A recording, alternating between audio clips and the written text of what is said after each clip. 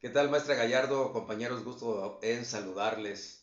En el cumplimiento de el video de la comunicación deportiva, quiero recalcar que la comunicación es una herramienta. Es principal para transmitir e intercambiar mensajes, codificar y decodificar ideas para comunicarlas o transmitirlas. La comunicación tiene dos características. La primera de ellas es la transmisión física mental de la información. Pues bueno, aquí es donde cabe señalar que es importante la identificación de sonidos, de letras, de algunos aspectos físicos. También, como número dos, es la aplicación de la comprensión de la información. Aquí tiene que ver con la naturaleza del pensamiento, el lenguaje y la razón. Hay elementos también que componen la comunicación. Entre ellos vamos a identificar primeramente la codificación, que esto es la generación del mensaje. El mensaje, los signos o conjuntos de signos los llamaremos código, que el emisor ha codificado y le va a permitir transmitir la información o intención o propósito del hablante emisor. O en este caso también, pues del escuchante. Aquí vamos a ver por qué es hablante y escuchante, porque estamos hablando de la comunicación básica, no lineal. Mensaje, lo que se requiere transmitir. Importante, eso es lo que se quiere transmitir, ese es el mensaje. El receptor, bueno, es el que decodifica e interpreta el mensaje que ha recibido o el que se ha transmitido desde el emisor. El codificador va a seleccionar los signos adecuados para construir el mensaje que será enviado al receptor. Entonces, cuando este mensaje llegue al receptor, el receptor iniciará decodificando y a este proceso va a hacer la descripción de las ideas que envía el emisor. Como el mensaje es codificado por un emisor y decodificado por el receptor, entonces aquí debemos de hablar de un diagrama básico de comunicación. Repito, no es una comunicación lineal.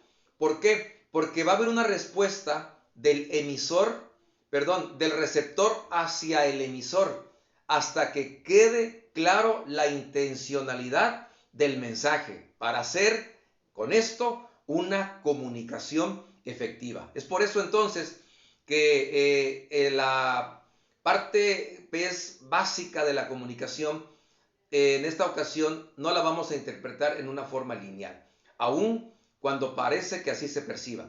Entonces vamos a tener el codificador, vamos a tener el decodificador. Por lo tanto, entonces el codificador es el emisor y el decodificador es el receptor, quien emite y quien recibe. En la parte central vamos a encontrar el mensaje, que es el que va a hacer llegar.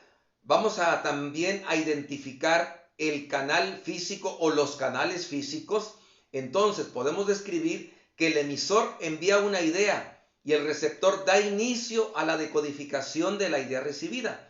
Otros elementos entonces, como ya lo acabo de describir, es el canal físico. Este es una plataforma o medio por donde comunicamos el mensaje que queremos transmitir. Ya lo mencionamos, puede ser un escrito, puede ser una descripción verbal con el elemento del entendimiento, que es la segunda parte de la comunicación o el segundo elemento.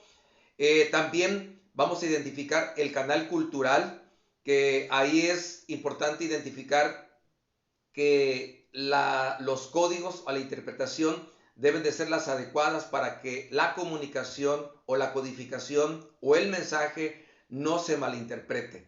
Pero también existe la retroalimentación, es la respuesta del receptor al emisor, y entonces esto es lo que se considera o conocemos como el feedback.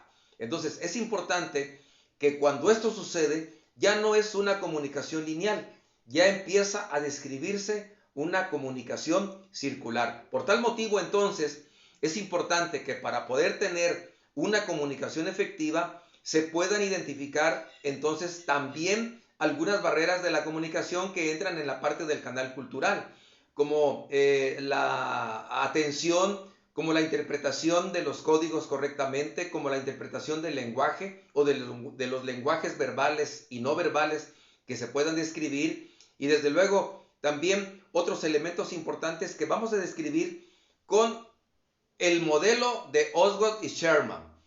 Este modelo prácticamente se centra en la circularidad de la comunicación. Así de sencillo, entonces, no es un modelo lineal. Esto hace círculo, y vuelvo a insistir, hasta que el receptor pueda estar seguro y entendido de lo que el emisor le quiso decir en el mensaje para poder cerrar con efectividad la comunicación. Pero el modelo de Osgood y Sherman, entonces es importante identificar primeramente el nivel de representación, los símbolos, códigos que se llevan a cabo en una situación práctica. Vamos a ponerle el nado. Cuando una persona está nadando, los 100, los 250 metros, y por ejemplo empieza a nadar de dorso, pues lógicamente es un nado muy diferente al de pecho o al de crawl. Este está mirando hacia arriba, y entonces hay una forma en que puede guiarse, que vienen siendo las banderas. Ya cuando a cierta distancia, a los 10, 15 metros, cuando va a llegar, o a los 5 metros, identifica las banderas, pues entonces es cuando ya se prepara para poder dar la vuelta a campana. Así es, de igual manera, inversa en este caso, ¿no? Así es cuando uno va en nado de crawl.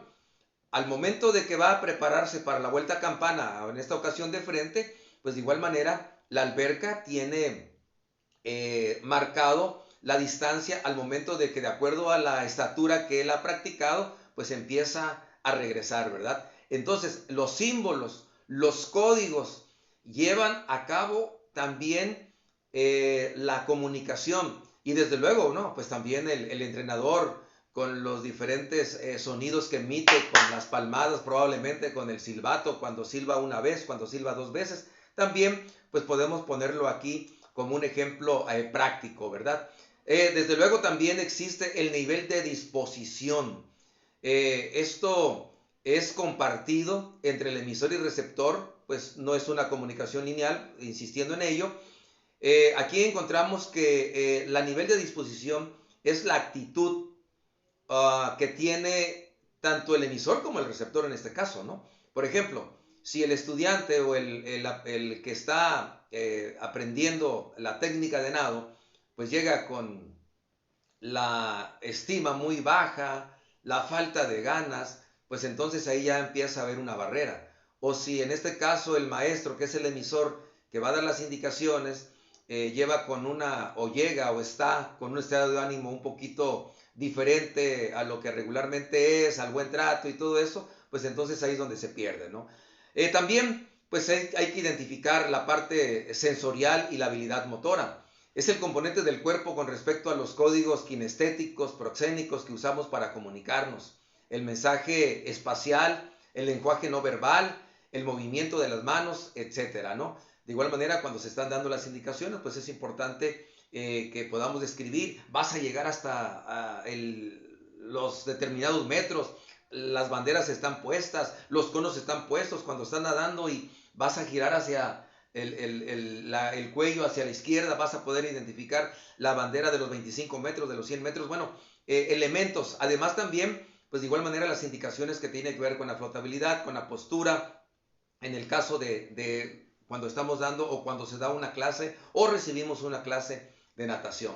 Entonces, los niveles de los mensajes, muy importante. Recordemos que aquí se trata de codificar, decodificar e interpretar. Entonces, cuando esto da un círculo y llega al grado del correcto entendimiento, estamos cumpliendo la efectividad de la comunicación deportiva básica, y desde luego también aplicando el modelo de Osgood y Sherman. Muchas gracias por su atención. Les deseo bendiciones para cada uno de ustedes. Saludos.